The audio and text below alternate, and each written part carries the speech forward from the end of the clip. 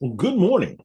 My name is Willie Lawson, and this is the Morning Report, where we speak boldly, cut through the noise, and shine a light where others hide the truth. Today's topic, believe it or not about current events.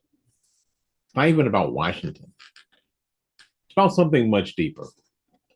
It's about something that's foundational. We're talking about logic. Why is it that so many people, especially young people, struggle to make a coherent argument? You know, why is every debate online just a shouting match of feelings and hashtags? I'll tell you why. Because we stopped teaching logic. And one of the biggest casualties in that collapse was geometry. Yeah, geometry proofs. You remember them? Torturous, weren't they? But stick with me. This is about more than triangles. It's about how we raise thinkers.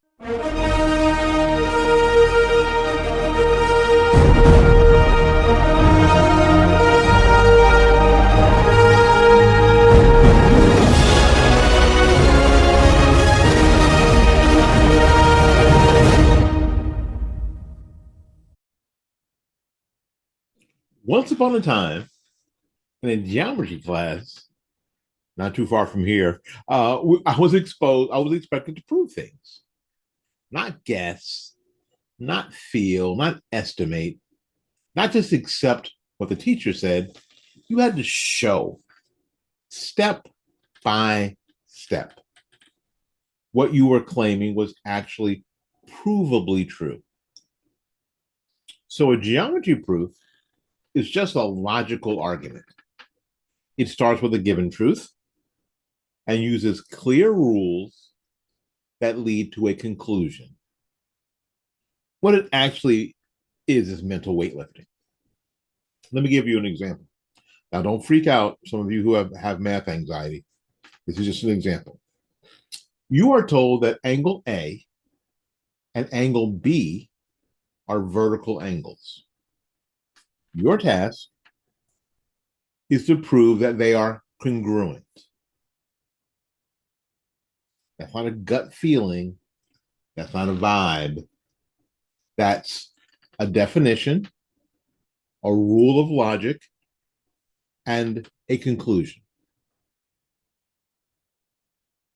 What you do is use reason, not emotion, to get from A to B.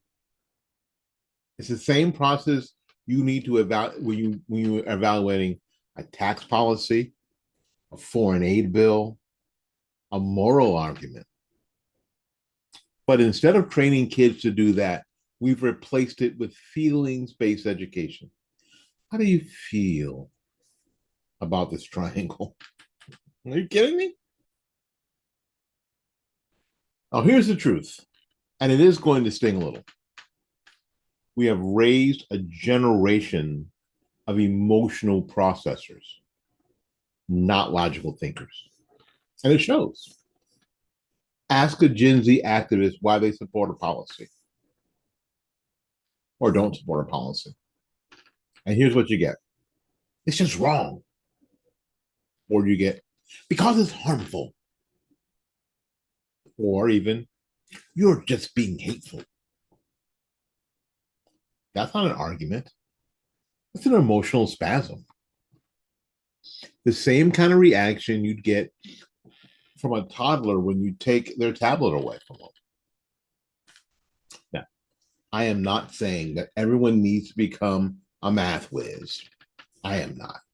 But what I am saying is this: if we taught kids how to walk through a proof, how to test claims and defend conclusions, they'd be a lot harder to manipulate with like buzzwords and hashtags and TikTok slogans.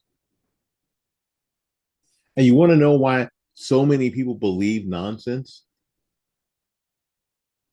Because nobody ever taught them how to check to see if something was true. Now, there are proofs in the real world. Let's zoom out. What's the real world impact on this failure? Well, it means that people believe conspiracy theories because they feel true. We hear that all the time. That feels like it ought to be true.